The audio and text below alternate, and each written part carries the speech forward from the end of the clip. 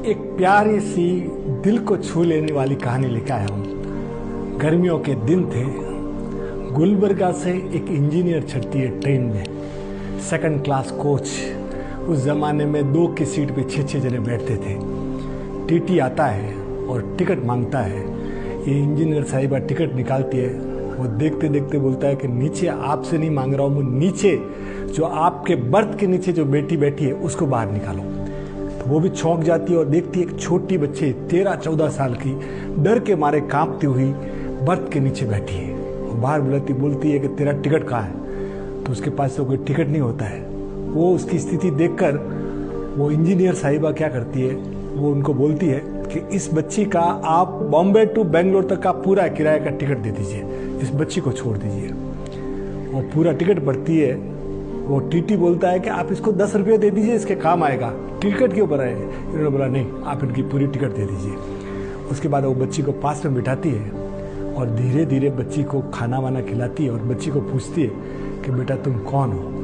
तो बच्ची रो पड़ती है और बताती है कि मैं बीदर के पास रहती हूँ, मेरे पिता एक कूली हैं और मेरी माँ की मृत्यु हो गई। थोड़े दिनों बाद मेरे पिता ने एक सौतेली माँ से दूसरी से शादी की।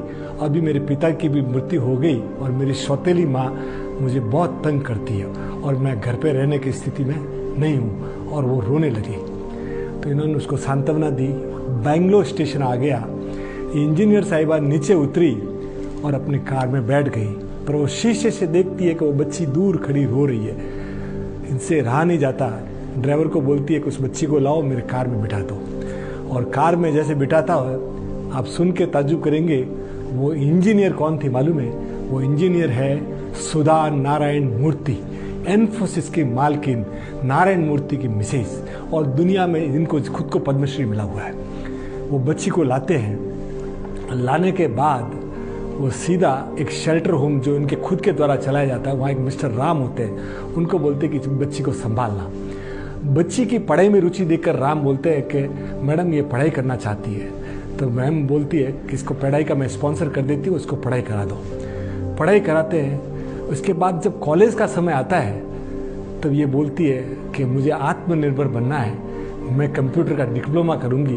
मैं ये बोलती भी है कि तू हायर स्टडीज़ का भी मैं स्पॉन्सर कर देती हूँ। बोले नहीं, मैं खुद कंप्यूटर। और वो 3 साल कंप्यूटर कोर्स करती है बच्ची, और वो लेटर लिखती रहती है। और वो बच्ची बाद में एक दिन इनको समाचार देती है कि मुझे यूएस से कॉल आया है और मैं यूएस जा रही हूँ।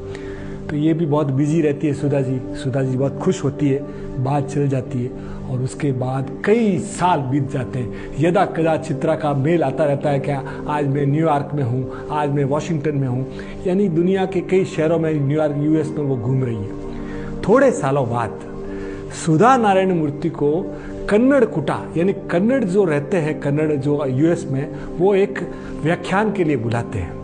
वहाँ सुधा जी जाती है।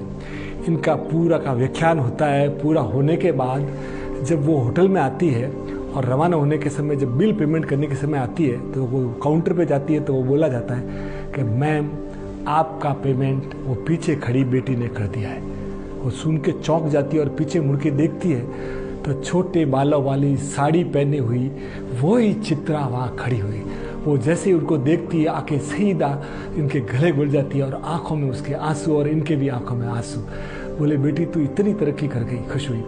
आज थोड़ी देर बाद वो फिर पूछ लेती है कि बेटा ये बिल तुमने क्यों दिया? ये बिल तो तुझे नहीं देना है। तो उसके मुंह से निकलता है कि अक्का ये तो मुझे देने दीजिए। बोले क्यों? कि आपने मेरी टिकट बॉम्बे टू बेंगलोर की निकाली थी और मैं आज भी वो भूली नहीं हूँ। तो साहब, जहाँ मौका मिलता है लोगों की हेल्प कीजिए।